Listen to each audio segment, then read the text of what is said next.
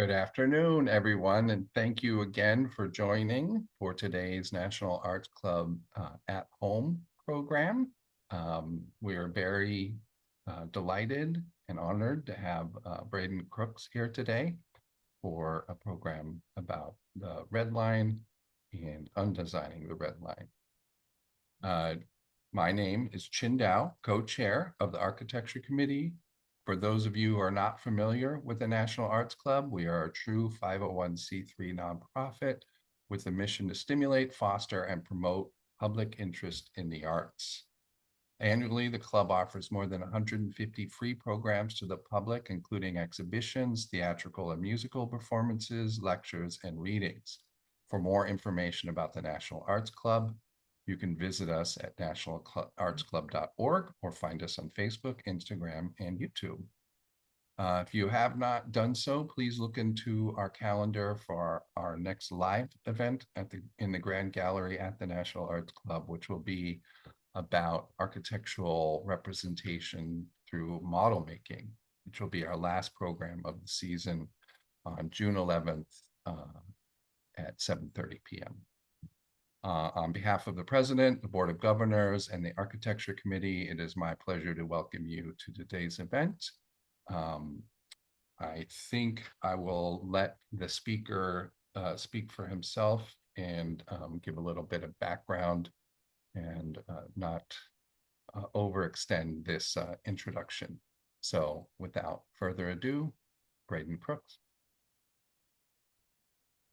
Hi, everyone. Thank you for that, Chen, and thank you so much to the National Arts Club for hosting this and having me come speak with you all. And thank you all for coming out on Memorial Day Friday to listen in. My name is Braden Crooks. I'm the co-founder of an organization called Designing the We, and we're a mission-based design studio who works in the space of economic and social and human development. Community development and policy. And what I'm going to be talking about today is a project of ours called Undesign The Redline. And that is taken the main form of a traveling exhibit that's been around the country. It's been to 20 plus cities around the country, and you may have heard of it before if it's been to your city. And this is an exhibit that tracks the history of redlining, urban renewal, of a lot of policies that really affected and transformed cities and the way that we live, and that in ways that the legacy very much so lives on and has never been undesigned. So that's kind of the premise of the exhibit. The exhibit is educational, but it's also very interactive, and it's based around community engagement. So everywhere it goes, everywhere we bring this display, we work with a local community advisory board. We bring people together from organizations, researchers, neighbors who live the history, sometimes elected officials, a broad group, to localize the exhibit and to really add in the local history, what happened here, or how did this place become this place? What are the histories that we want to talk about? What are the personal stories and memories that we want to talk about? And we do that both in terms of things connected to structural racism, inequality, redlining, stuff like that, and the pushback, the many stories of resistance to that and visions for a more democratic and equitable society that have happened in every era. And we trace that all the way through. So redlining is really the entry point to talk about these issues, and then we're going to look at a lot of different policy. And so what I'm going to do today is basically walk through that exhibit virtually with you all, basically through a slideshow. And I'll have some time at the end for Q&A, but I'm going to encourage everyone here. I think the chat's open. We have a Q&A function maybe as well. Please put in questions as you think of them. I'd love to answer your questions. That's really the best part. And we can have a great conversation at the end, I think. So think about those, and it might be about the exhibit itself and where it's been, or it might be about the history, and that's what I'm going to spend the bulk of my time talking about. So without further ado, let me share my screen. Bear with me 1 second. Hopefully folks can see that. As I said, the exhibit's been a lot of different places. Myself and April DeSimone are the co-founders of Designing the We. Along with a bunch of others, we've co-created this exhibit. And then this, to the point of the we there at the bottom, this exhibit everywhere it goes involves different people. So there's a lot of people who've been involved in this exhibit. And at the end, I'll talk a little bit about some of the impacts that we've seen from hosting the exhibit in different places, and some of the pedagogy and things like that behind it. But let me get right into some of the content.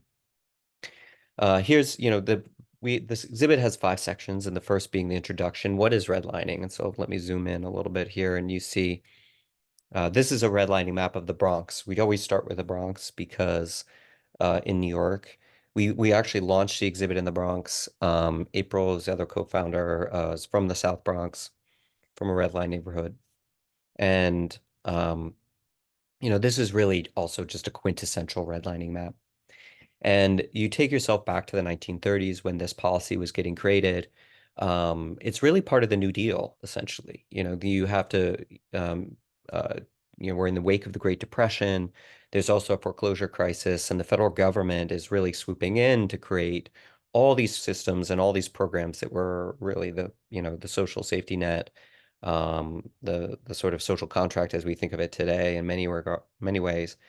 But in the 1930s, when this is happening, the federal government is explicitly racist, really, and explicitly white supremacist. And they want to bake into all these systems and structures. They're creating ways to cut people of color out of benefiting from them. And redlining is how we do that with home ownership. And it's one of the most insidious, or if not the most insidious ways this happens. And basically, what this is connected to is home ownership. So the federal government is coming in, refinancing mortgages. They invent the 15-year mortgage and the 30-year mortgage. They're going to be insuring home loans. They really create the home mortgage system as we know it today. And in some ways, the American dream of owning your own home as a part of the middle class identity really gets kind of initiated through this system. But as I said, they really want that opportunity to be reserved for white families, and redlining is really how this happens. And it's geographic. So what's going on is they start giving out loans, and they say, wait a minute, you know what? We don't have one ubiquitous credit system for the whole US, right? So it's before you and I would have a credit score. But they say, why don't we just give everybody's neighborhood a credit score? That's kind of the way that I think about it. And everyone's going to get zoned out, and there's only four. Okay, so you're either green, which is great, definitely lend here. We want to see money go there. Blue, which is second best. Yellow, which is called declining, not very good. And then finally red. Sorry, Braden, are you sharing your screen? Because I'm not seeing anything. I'm seeing it. Oh, okay. Okay, it must be me. Sorry about that. I will Yeah, check and see. folks, let us know in the chat if you can't see my screen. We'll try and troubleshoot that. Um, uh, I possible I could be spotlighted still or something like that. So, um, let me zoom down. Hopefully you see that to the South Bronx, right, where you see huge swaths of cities, right, get red and yellow, which isn't that much better, and they are deemed hazardous places. So this these maps that we see here, these are really the most visible of best visual example, I would say, of redlining. They're created by what's called the Homeowners Loan Corporation. It's sort of an alphabet soup group that's created during the New Deal. That gets absorbed by the FHA, the Federal Housing Administration that we're familiar with today. And the Federal Housing Administration is really probably the most impactful redliner, which is not necessarily connected to these maps, although they more or less follow them. But there's banks redlining, insurance rates, business loans. Because this is coming from the federal government, it's not just going to impact housing and home mortgages. It really does impact so much of the financial system in general. And these redline neighborhoods are really going to get cut off of almost the whole financial system and many financial products. And so, you go to areas like the Bronx here, where these so much of this redlining occurred.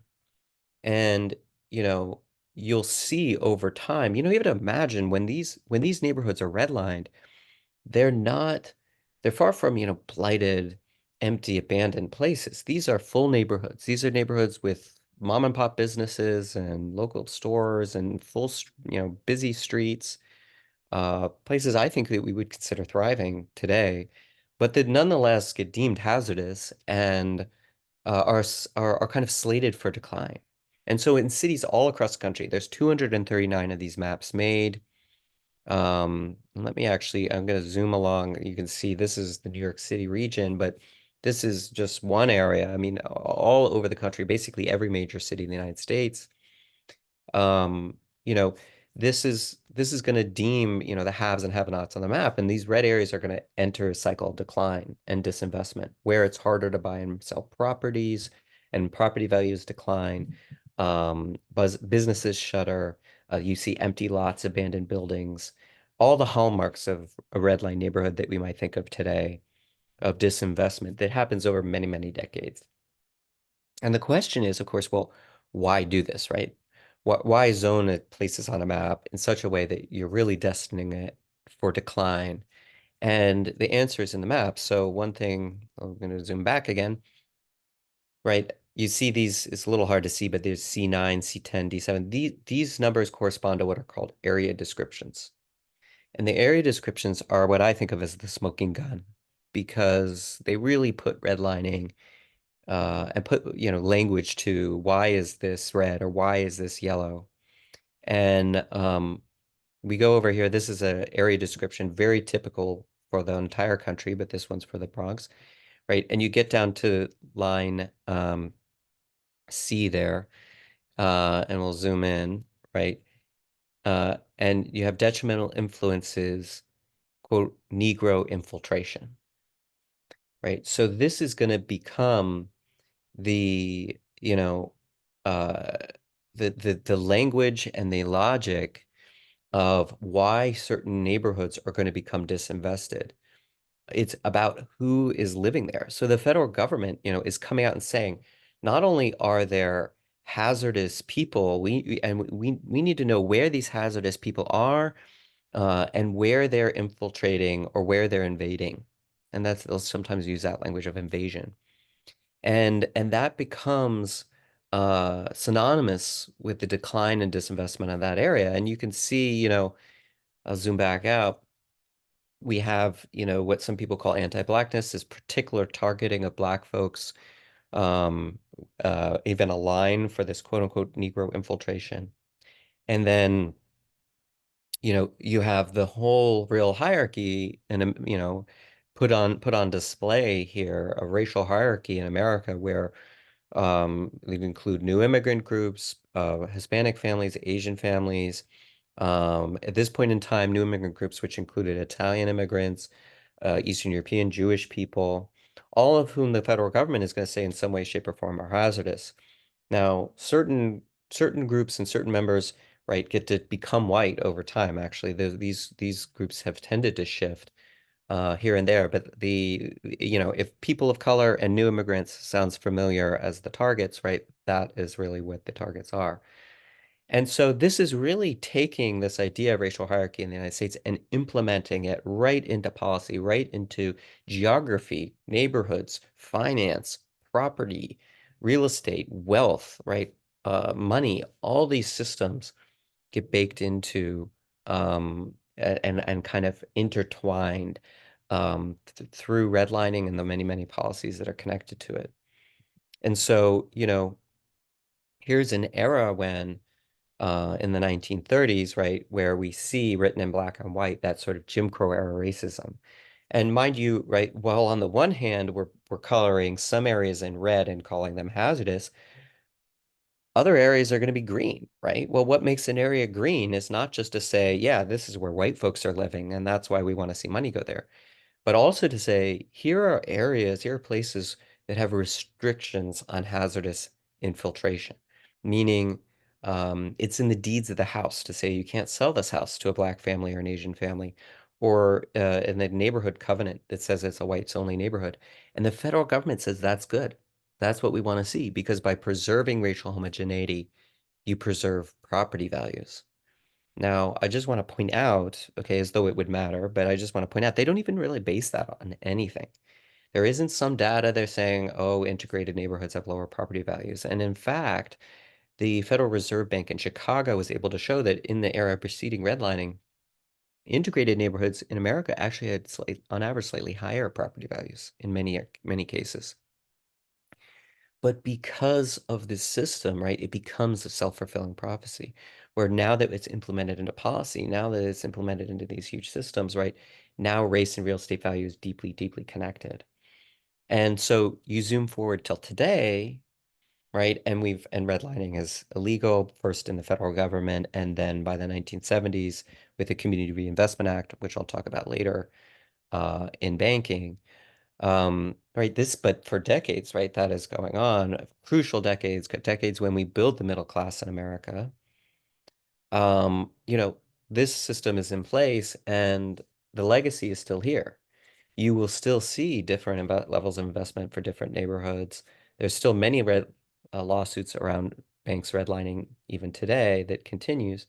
But even if you were to say, hey, we've stopped redlining, that doesn't mean we've washed our hands of it, because the huge structural legacy is still the world that we live in. And you know, you look at geography, neighborhoods, just the whole layout of cities. I mean, this really invents so much of the way that our geography looks like. You know, the idea that you find concentrated areas of poverty in cities with mostly people of color and much whiter, much wealthier suburbs that surround those cities is because of redlining. Because suburbs were new developments, areas that could sort of wall themselves off and say, we're going to be whites only. That's why all this FHA and mortgage dollars went to those places and not into cities. And so, and even now with things like gentrification, et cetera, where you see that churn kind of reversing, that's still, even that is in the legacy of redlining, and we'll talk about that later. So, you know, this still remains the world that we live in. We haven't undone, we haven't undesigned redlining. And it's one of the reasons why we think of it as such a key piece of the puzzle, right? How do we get from that Jim Crow era racism where you see it in black and white and it gets designed into structural racism, which is not a metaphor. I mean, the physical structure of our geography, the physical structure of our built environment, and structures and systems like wealth and finance, where, you know, as we know, the racial wealth gap, which has actually grown since the 1960s, you know, is so impacted by intergenerational wealth, which was primarily created through housing. So, you know, this really is a way in for a lot of us to understand, well, how did we get to where we are today? And what does this mean if we want to say, you know, not just do we need to stop racial harms and racist practices, but we also need to heal from and repair and undo the history of those practices. And until we do, we're really stuck. We're really in the world it created without really, um, we're kind of in this moment of real pressure and consternation where, you know, we live in the world it created, even though some people are saying, oh, it's over. And, you know, so these are, I want to take us through a couple more things before I head over to the timeline in our exhibit. And I want to encourage you to be thinking about questions as well. Sometimes I pause for questions, but I think I'm just going to leave those to the end. This is coming from the FHA, as I said before, the Federal Underwriting Manual. So even if your neighborhood or city didn't have a map, you did use the underwriting manual. So really everywhere is going to be doing redlining. And that this is going to be telling banks and underwriters to look out for whether or not incompatible racial and social groups are present, to the end that an intelligent prediction may be made regarding the possibility or probability of location being invaded by such groups.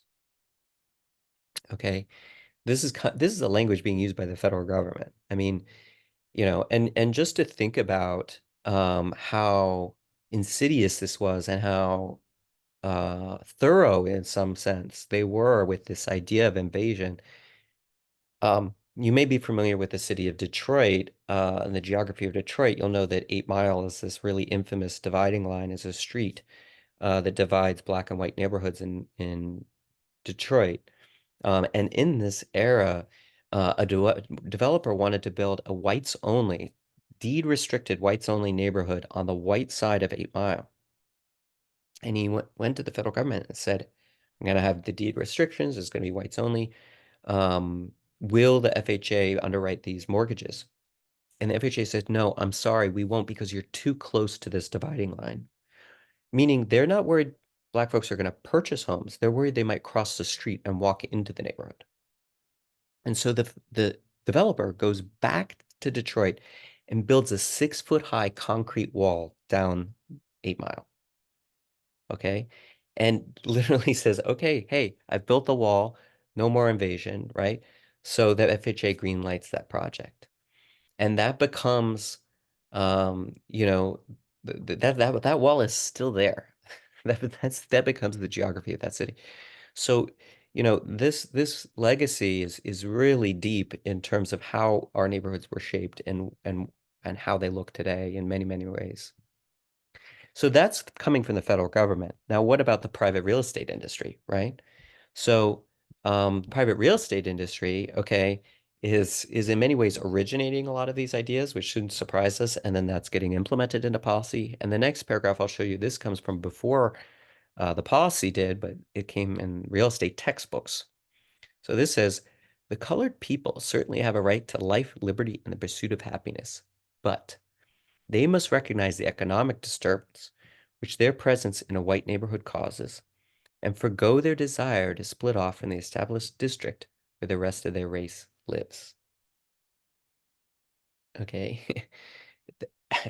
And they refer to that as the property value argument, because if you're a good realtor, you protect the property value of your clients, right? And this is how. Now, this isn't even true, as I said, it doesn't matter. That's how, this is what their ideas that they're bringing into real estate practices. And mind you, you know, by the 1968 Fair Housing Act, this type of explicit language is illegal. But even in this past year, there's major lawsuits, for example, on Long Island about racial steering, realtors steering different folks into different neighborhoods, appraisal bias, where homes will be appraised at far less because the appraiser believes a Black family owns them. Just any number of practices and even NIMBY, anti-development, anti-affordable housing, anti-supportive housing sentiments, very much so really mimic and mirror this idea, which was intentionally implemented into the real estate system by particular actors and is still in many ways there. The legacy of it is still there, and the echoes of it are still there. So that brings us really to this timeline. As I said, if you're thinking of questions, please just jot them in the chat so that we can return to them. We'll rely on you for some questions in Q&A. You know, this policy isn't the only thing that happens, and I like to think of this timeline really as the centerpiece of the exhibit because it puts redlining in its proper context, right? So that's here, but there's a lot of other things that happen both before and after. And we take this timeline from, you know, we really start after the Civil War. We include First Nations and Native American genocide and displacement, which we could do a whole exhibit just on that. But you know, that is a big piece. And what this timeline tracks goes all the way till today, sort of from the top down, things connected to structural racism, inequality, etc. And then the bottom is sort of the bottom up. So people pushing back against that, alternative visions. And when we bring it locally, you know, each of these red squares, these are all local histories. So little vignettes about local things that are going on, both on the top and bottom for every era. And then people are encouraged to post their own stories in the middle. So that usually fills up with stories that people have about this history, about their own experience, or they might post what's missing from the timeline. I mean, as much stuff is here, there's still so much that could be added. And we try and integrate that. So it is a real living thing. But let me walk you through some of the key points here of this history. So taking us back before redlining, something I always like to point out, right after the Civil War, we have the era of Reconstruction, and it is this brief window in American history where we really could have charted a different direction. And I think that's really important to point out because we had begun to implement a very different vision for the United States. We had the 13th, 14th, 15th Amendments, abolishing slavery, equal protection, the right to vote. This is establishing a very different vision for the United States in the Constitution. The Civil Rights Acts, let me jump down to the bottom, Civil Rights Acts of 1866 and 75, very radical for the time. And, abolitionism, I like to think of as this as a moment when we really almost had or should have had a second founding. When we say the phrase "we the people," as a country, and when we think of that phrase as meaning everybody, that means all of us, no matter who you are. That is abolitionists' idea. That is a lot less the original founders' idea than it is abolitionists' idea what we the people ought to mean. And they're not only the ones that really think of it that way, they're also the ones to implement it into the Constitution that way and turn it into the law of the land, or what it ought to be the law of the land. And so I always just say, abolitionists should pay money because they're the real founders of this country, or they should be thought of that way. That's my soapbox. But this moment that abolitionists create, many of whom are freedmen themselves, who've escaped or been freed from being enslaved themselves, who really who are the second founders, that window of Reconstruction closes, and intentionally. And when it does, a huge wave of retribution, of reactionary politics and racist politics takes its place. And throughout the country, not just in the South, policies begin to get implemented to reestablish really a racial apartheid type system and then two systems for different people. That's not in the vision of we the people whatsoever. And so you get Jim Crow, black codes, right? It's the 13th Amendment, right? Abolishing slavery creates the exception for punishment of a crime. We use black codes to criminalize loitering, unemployment, you name it, right? And sweep people up and use the convict leasing system to place people right back onto the plantations where they were freed from. And still today, many, many of the products in our homes touch the convict leasing system. You can look that up, and I'm sure there are products in your home that have had convict labor. The uh, Most infamously, the thousands of firefighters fighting wildfires in California and out west are through the convict leasing system, right? So these are systems that we create. They're not necessarily systems that we've gotten rid of.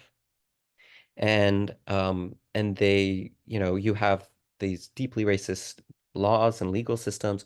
You have the rise of vigilante groups. You have the rise of the KKK, racist,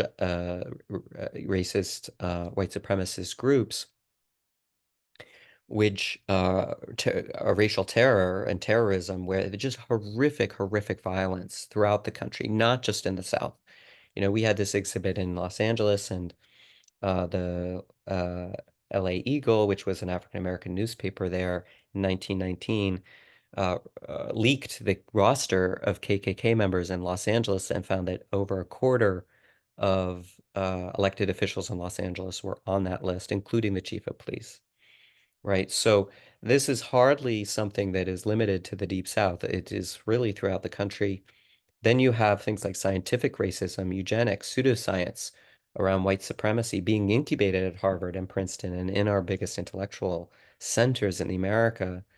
And mind you, being exported to, by the 1930s, certainly to places like Germany, where they're picking up on this, and very much so influenced by it. So this is an era, when things get much, much worse. And it's not, our history is not just a straight line where every day somebody makes a breakthrough and gets better. That we had whole eras like this one that really codified and deepened an unequal country and an era that we haven't healed from whatsoever. So that really leads us into redlining and the policies like that. Those are the economists who are writing redlining legislation are incubated at places like Princeton and Harvard, where they're coming up with these schemes and ideas. And so, this leads us right into, we talked a lot about redlining. By the time you get to the World War II era and just after, right, you see this huge explosion. This is when the FHA, Federal Housing Administration, is really taking off with this policy. And you have this explosion of wealth building and the middle class, which is really going to be reserved for white families. And so that's done through the subsidization of suburban development. So not only are suburbs highly racialized, but then you have the automobile industry, right? The home building industry, appliances, right? All these different folks coming to Washington and say, hey, subsidize the production of this whole new landscape, which is going to be based around cars, which is going to be the suburban expanse, because that's what's going to drive the American economy. But it's also being created as a mechanism for preserving racial inequality.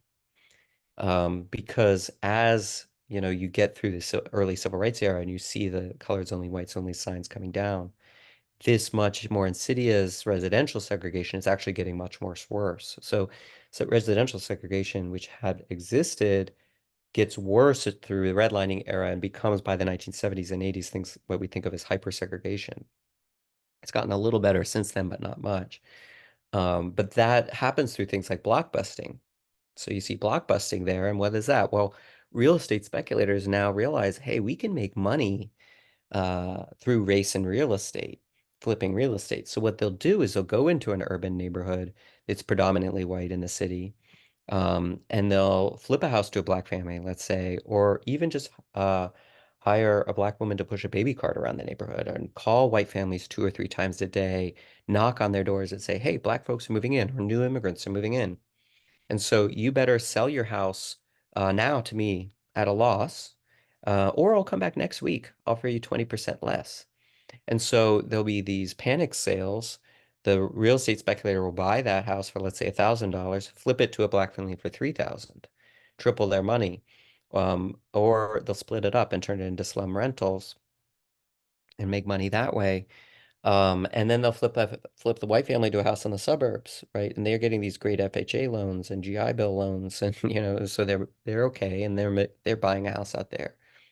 So, what happens is and this is very common, is that the government policy sort of sets up the playing field, and then here come the predatory actors who are swooping in. And this says, would you panic if a Negro moved next door? This is from the Saturday Evening Post, early 1960s. It says, I'm broad-minded, said one homeowner when Negroes moved onto his block. But a short time later, he panicked and sold his house at a loss. In this week's Post, you'll read how speculators decide which blocks are, quote, ripe for racial change, how they use vicious tactics to force out the whites. And when one speculator bags, he could, quote, bust your block in no time at all.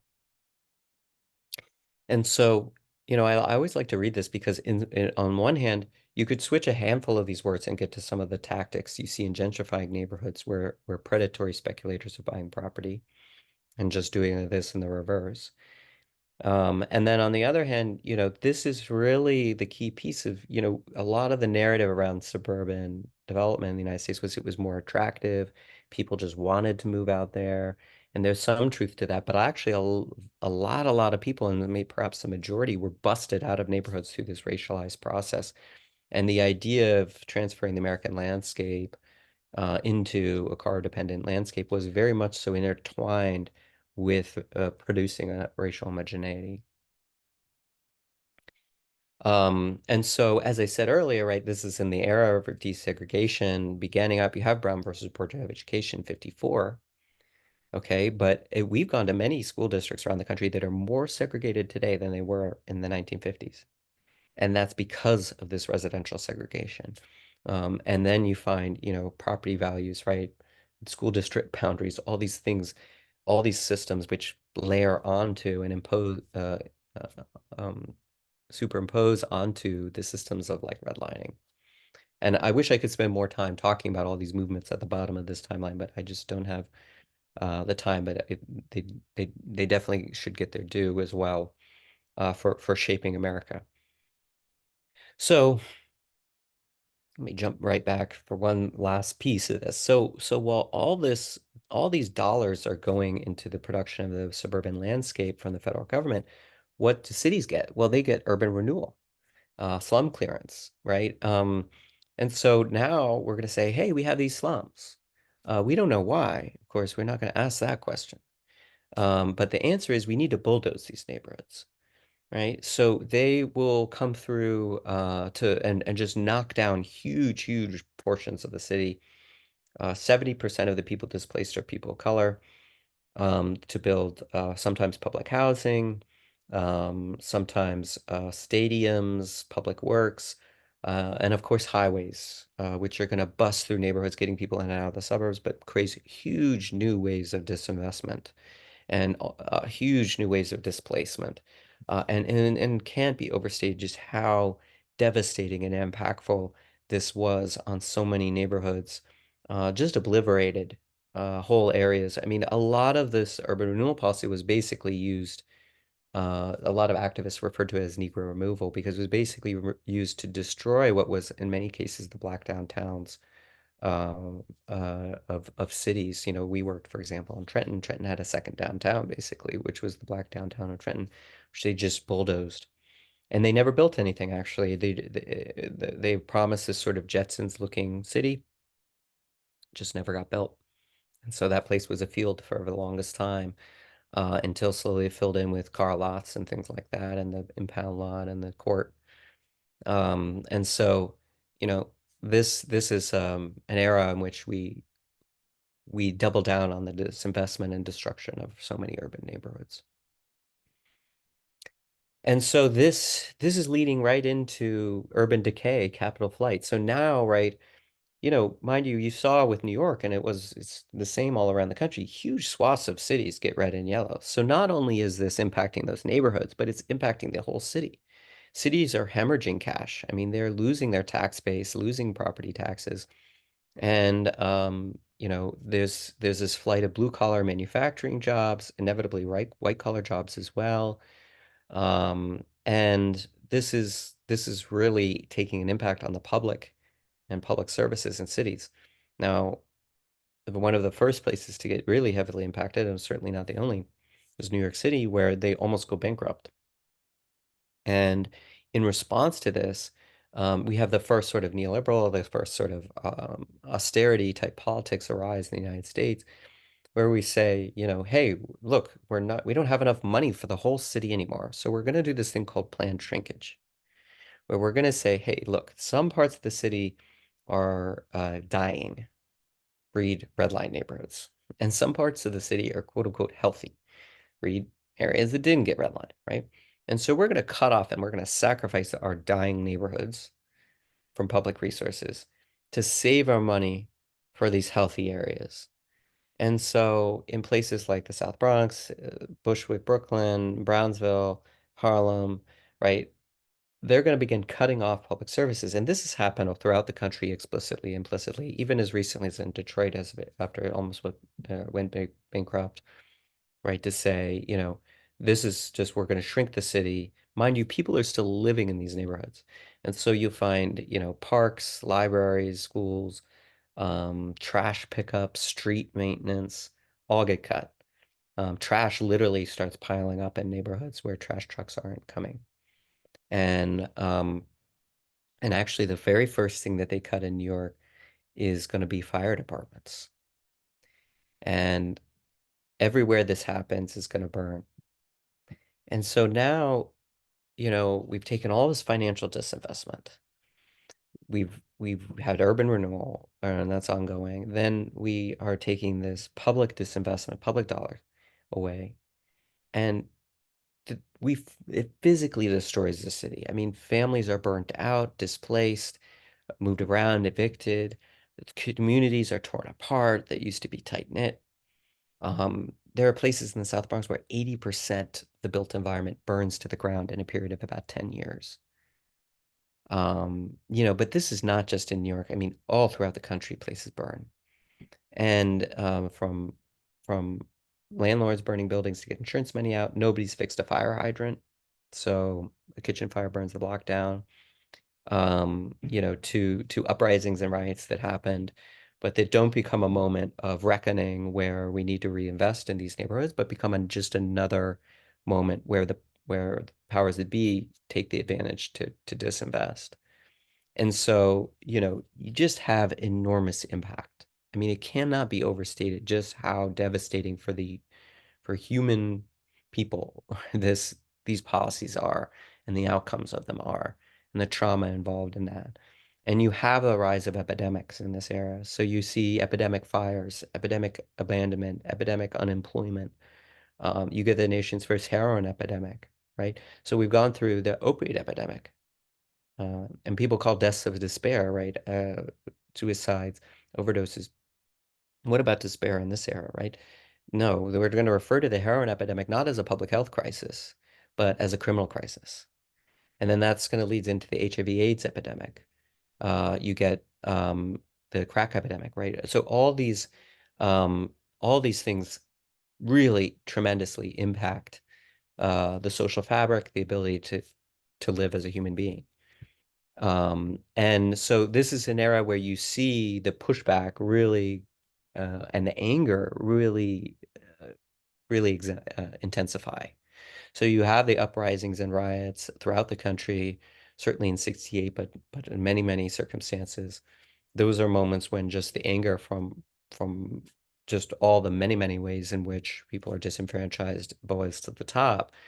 But this, as I said earlier, this could have been a moment when we said, wow, we really need to reinvest in these areas. And instead, it becomes another moment when the powers that be say, hey, let's just let this place will go and not rebuild and not do anything like that.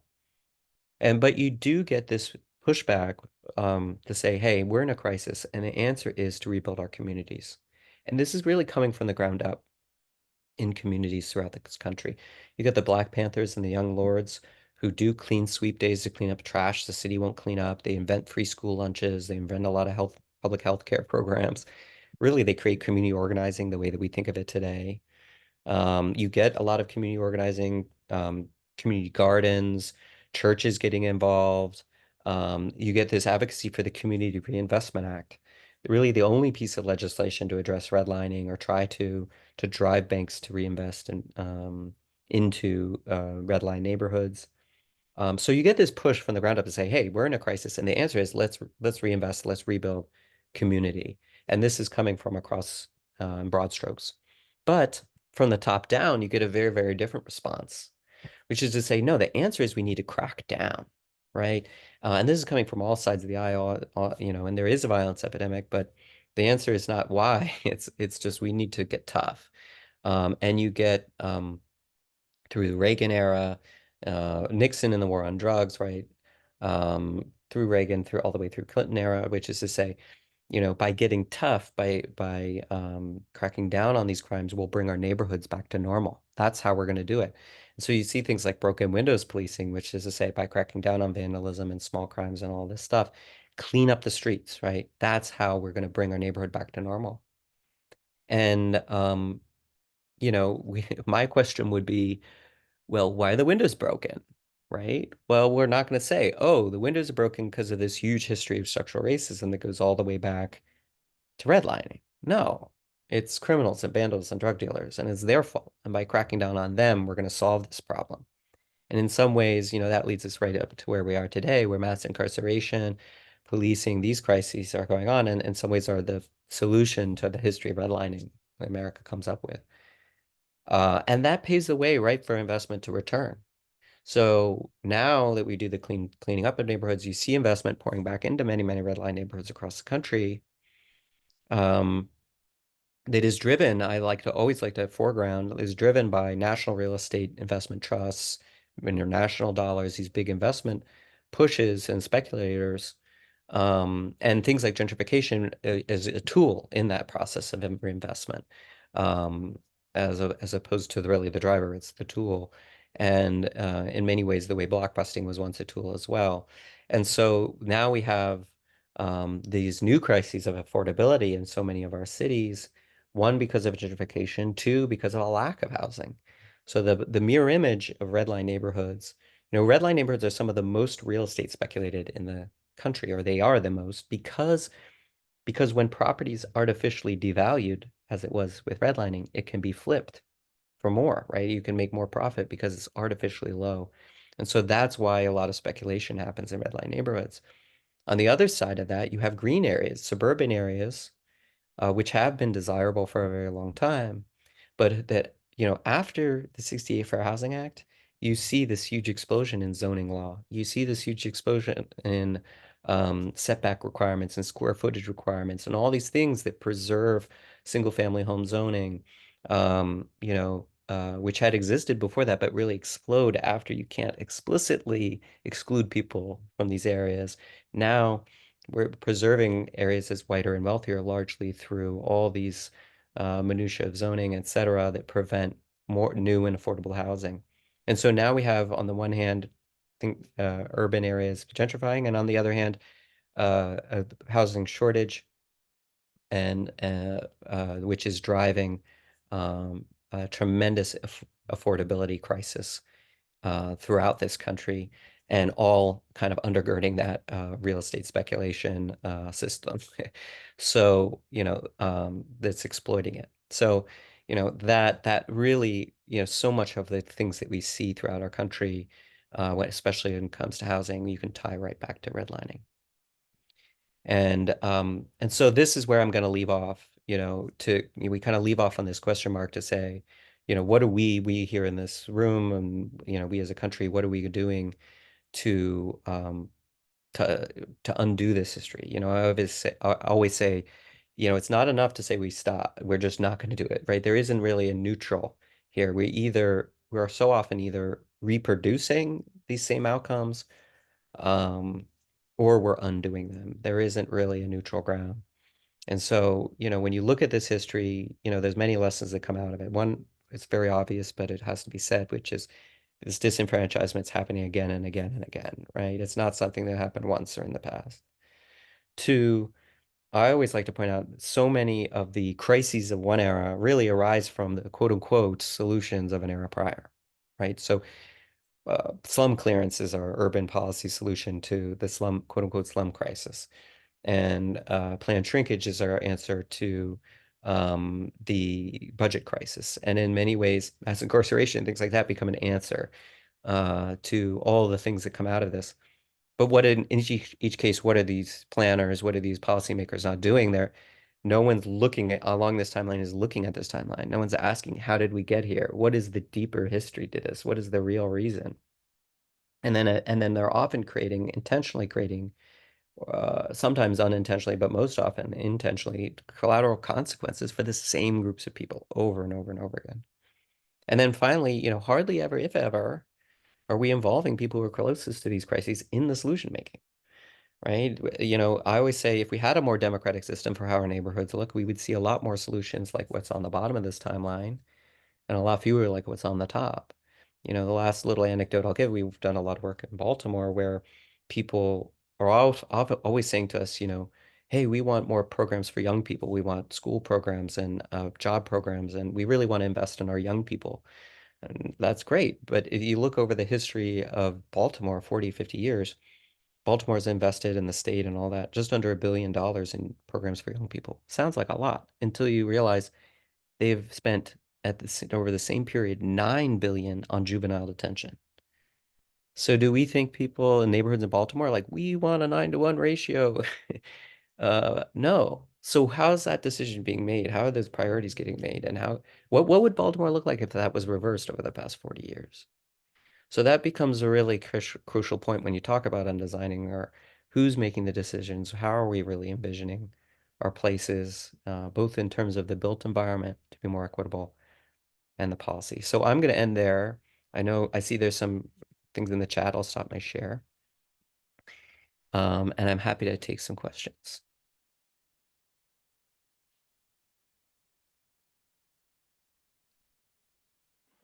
There we go. Can you hear me?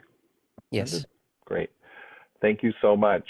I'm going to start off with my own question. Sorry. But how does the redlining impact the current housing crisis?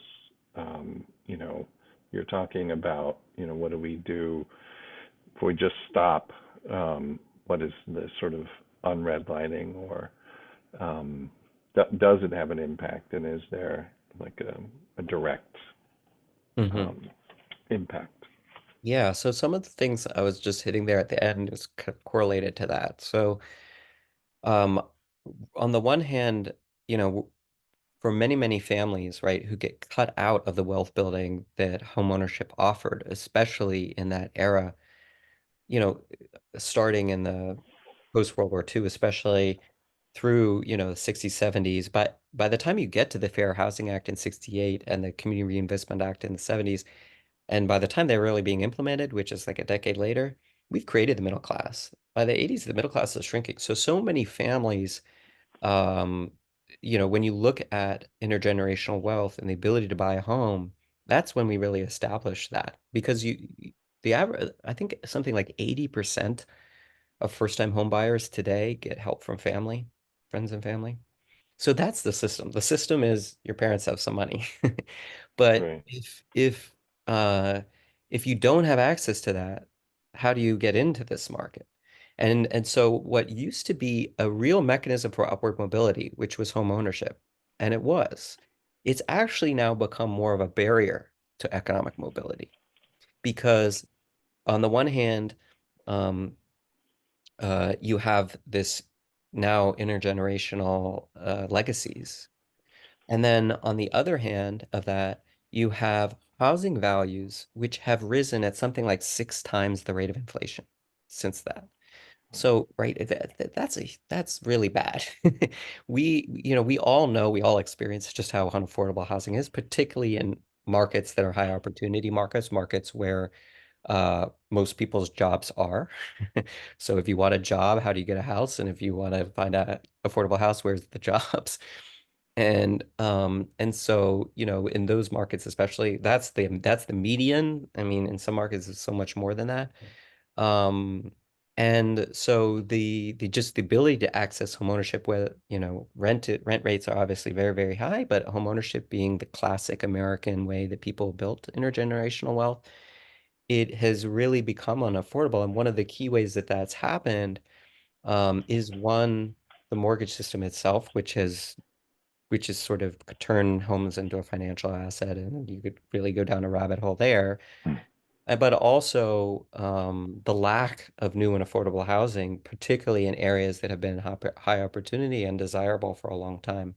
And that, as I said before, one of the key reasons for that um, is preventing, you know, those people from moving in.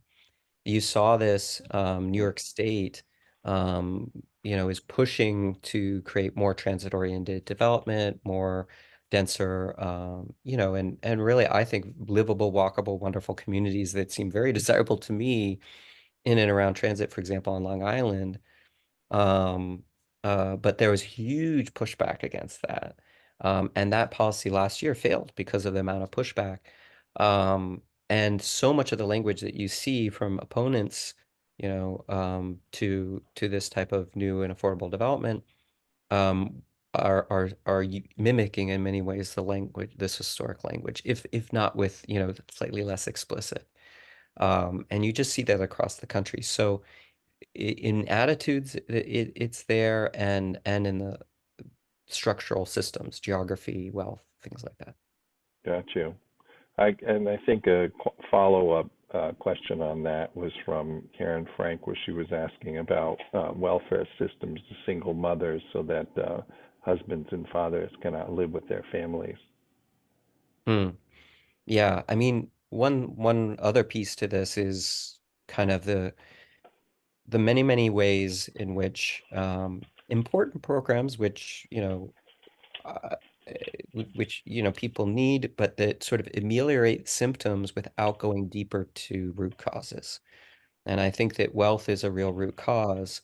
Whereas, you know, we worked in places, for example, where they have a rental assistance program, and it's very important because it keeps people in their home, and um, people, it secures families, right? But we're working with families that have these really terrible slumlords that all the wealth of this, they want to increase the amount of um, the rental assistance, and those dollars are just flowing into the wealth of these slumlords, right? That's the pockets that it ends up in.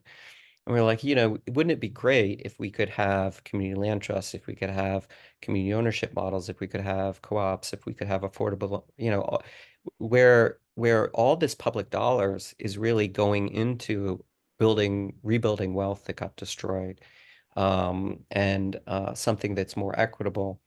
And I think that, a lot of these systems, especially, you can look at, it's not necessarily about spending new money. It's about where does the money go and how does it end up and could we do it in a smarter way? That makes sense.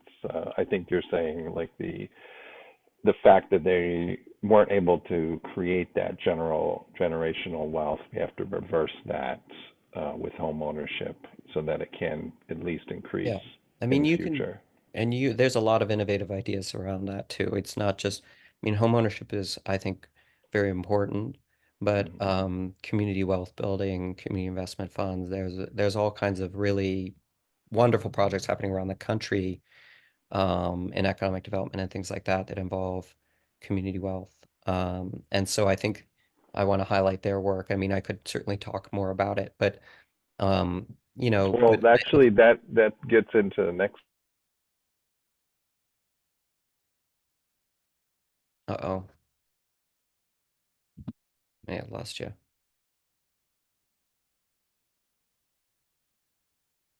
question, I think. How many cities have you worked with? Yeah, can you hear me? Can you hear You're me? cutting it out a little bit. I I can hear you. Okay, Can you good. hear me? Yeah, so this exhibit's been, as I said, to over a couple dozen cities, and in a lot of places, people use it to implement new policies, new programs. We've seen fair housing policy passed in New Orleans, 10 million bucks for community land trusts and community ownership models in New York. We did a very local, on the ground community farm, cooperative farm project in Trenton, New Jersey. We are very proud to say that the exhibit was present and used as a tool by Robin Rue Simmons in her campaign for the first successful municipal reparations policy in the United States, which was, or is, I should say, down payment assistance grants for families that have been cut out of homeownership. And so, we've seen a lot of things like that. We were involved in rezoning, and how rezoning can be used in whiter, wealthier areas to make them more diverse and more equitable. Um, the city of Columbus just used it. They're revamping their entire zoning code, and they just brought it around to 8 different neighborhoods to have that conversation. And it's been used in a lot of different ways. And we've been involved. I mean, I have a sort of a consulting hat as well to talk about that, but in some of these, and really thinking about innovatively and what the next steps are to start to heal from and repair from this history. And I don't think that there's any one piece of that. I think it's a lot of these pieces together. But definitely, there's old-fashioned ways to do things and new-fashioned ways to do things.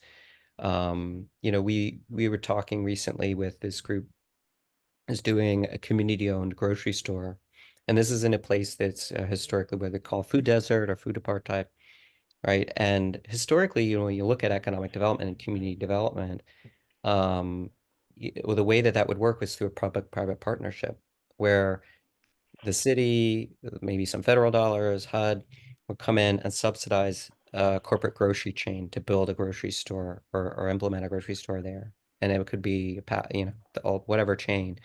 And they say, hey, we have a grocery store. And they say, what a great job. We did it.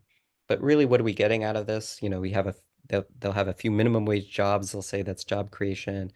The corporate grocery chain is, of course, owned by shareholders who do not live in that neighborhood. The wealth being generated there is going just outside the neighborhood. And oftentimes these aren't the greatest grocery stores anyway. But then you look at models where, there's people's community market, there's co-op models, community share models, tons of different ones. but that are created by the community. Instead of a public-private partnership, it's a public-community partnership to bring those Mm. same millions of dollars that the city's putting in and having that go into a community-owned model where that not only are people, the wealth and the dollars are starting to circulate back into the neighborhood, but people are designing it.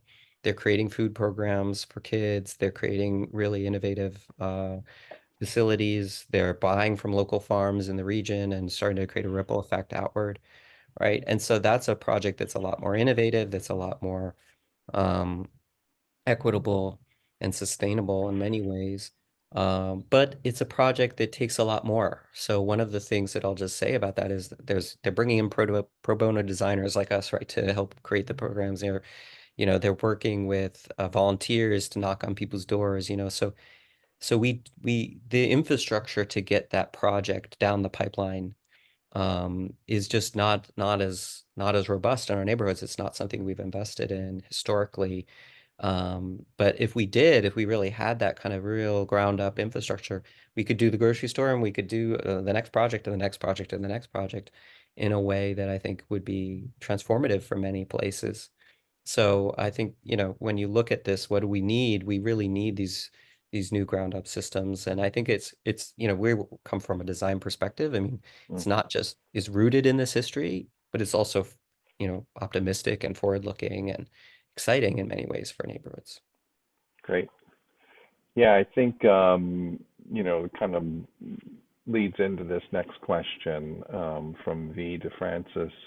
It's interesting sometimes in New York to see how people whose families or themselves were displaced in the 40s are now some of the people fighting to not have this redesign of the redlining.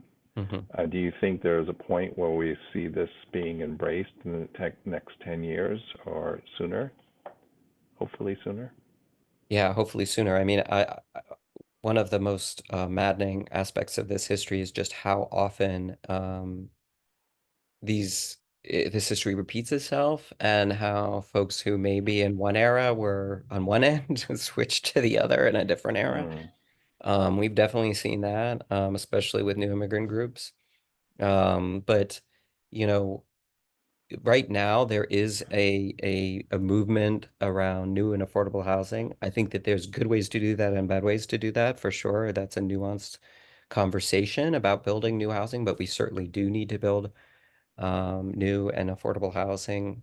And there's a sort of YIMBY movement that's pushing, and do see a lot of policy. I mentioned Columbus changing their zoning, but California, New York is again pushing for it this year to make a big changes.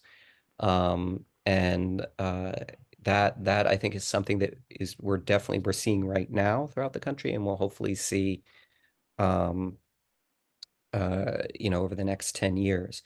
And the question is going to be, is that done well, or is that not too, any Hmm. policy tool in your toolbook or new development can be used in ways that are really well done and ways that aren't. So I always want to kind of caveat that.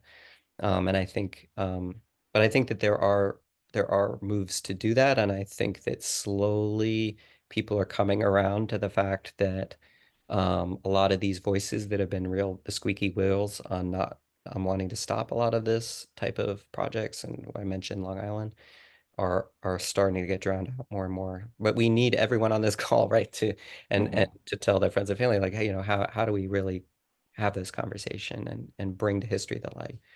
I really do think if we all knew this history, which we don't, this is a history we really bury, the conversation would be very different. That makes sense.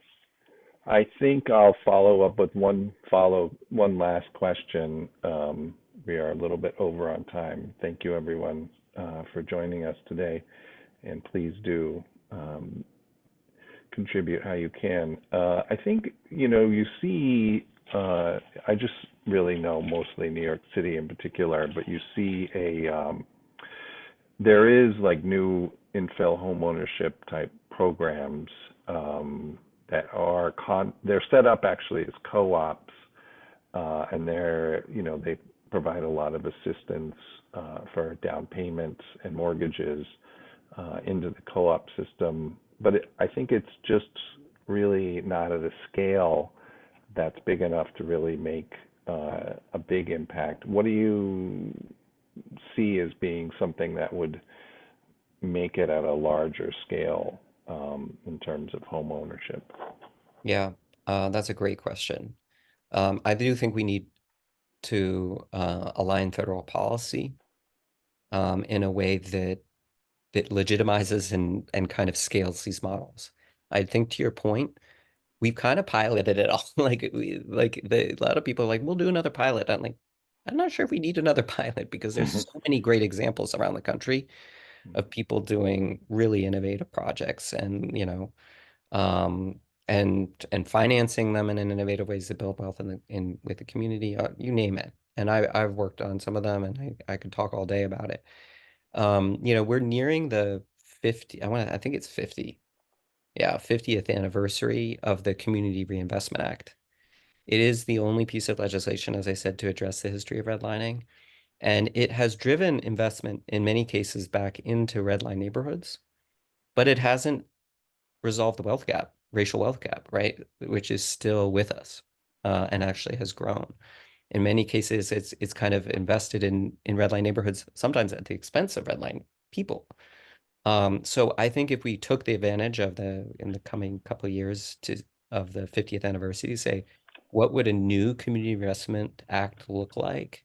A revamped one that is looking at community wealth Yeah. building, that is looking at these models, that is, for the next 50 years, what do we want to do?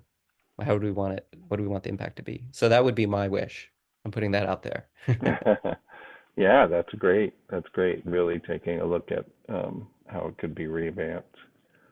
All right. Well, I think we'll end it off with that. I wanted to thank everybody who joined today, and please share this link with your friends. It's been very informative, and thanks again, Braden, for sharing this with everybody and all the work you do. Well, thank you for having me. It's been a pleasure.